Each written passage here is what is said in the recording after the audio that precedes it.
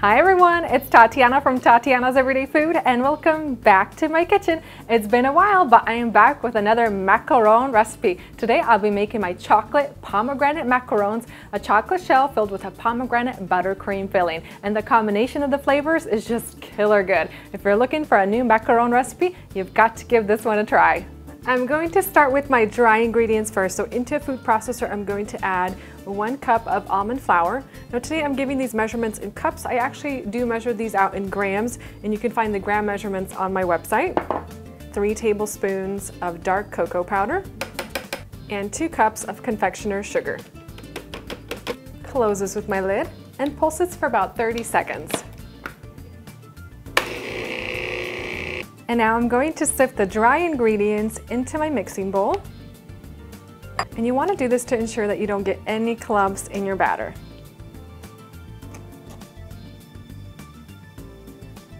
And now I'm going to switch gears and start on my meringue. Into my mixing bowl, I'm going to place in 3 large egg whites and a 1/4 cup of white granulated sugar. Now I'm going to whisk this on high speed until I have stiff and glossy peaks. My meringue is all done, and you want to be careful not to overmix the egg whites. Mix just until you get stiff peaks. I'm going to transfer my meringue into my dry mixture. Plop it right on top. And now it's time to fold everything together. I've combined my meringue and dry ingredients together, and now it's time to deflate the meringue and get the batter to a lava stage. So for this, I just like to fold and then press the batter against the sides of the bowl.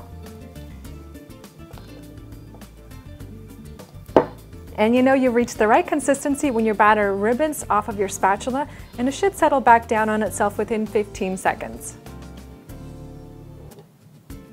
I'm going to transfer my cookie batter into a large pastry bag that I've tipped with a simple round tip.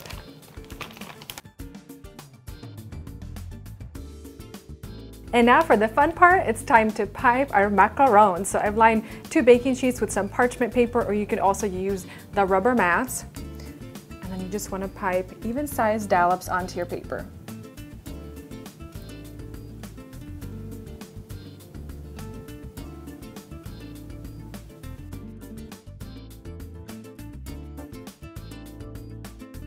And you can make these macarons of varying sizes. I'm piping smaller ones onto my second baking sheet. And now before my macarons start forming a shell, I'm going to tap the pan a few times to release any trapped air bubbles. And now I'm just going to allow my macarons to set at room temperature for about an hour, allowing a thin shell to form on the outside. I'll be filling the macarons with a pomegranate buttercream, and for that I'm going to need some pomegranate syrup. So I've measured out 1/2 cup of pomegranate juice. I'm going to pour that into my small saucepan, and then just let this simmer over medium heat until the syrup is reduced in half. I've let my cookies rest for about an hour, and they've formed a thin shell on the outside, and now these are ready to go into my oven. I have my oven preheated to 320 degrees Fahrenheit, and the cookies bake between 18 and 22 minutes, just depending on how big your cookies are. Once you take your macarons out of the oven, you want to let the shells cool completely on the parchment paper, and then they'll come right off the paper.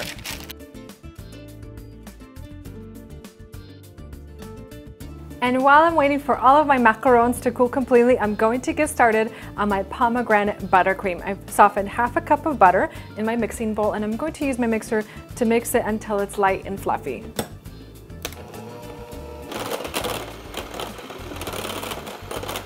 Next, I'm going to add in my confectioner's sugar. I'm going to be using about 2 to 3 cups today, just depending on how thick my frosting is going to be. Mix that into the butter.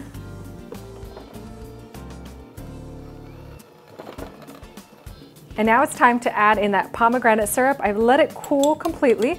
You want to make sure that it's not warm, otherwise it's going to melt the butter. I'm going to pour that right in.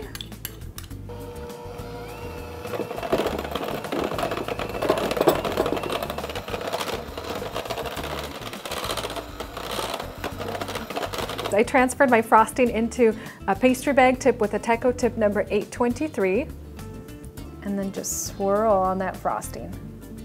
I love that beautiful color.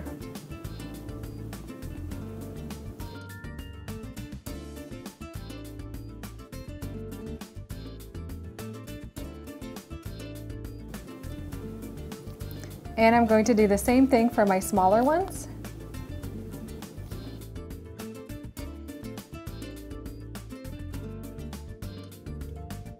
And now this next step is optional, but for even more chocolate flavor, I melted some white chocolate melts in my microwave. I'm just going to dip the macarons halfway in.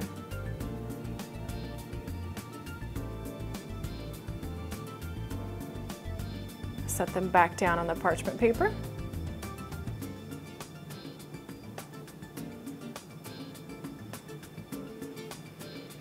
And that's it, guys, for my chocolate pomegranate macarons. I do recommend keeping them in an airtight container and in the refrigerator. Let them hang out in the fridge for a day or two and allow the cookies to mature, where the shell will soak up some of that moisture from the buttercream, and then the cookies will be irresistibly good. Time to enjoy these. And you know I've already been eating one.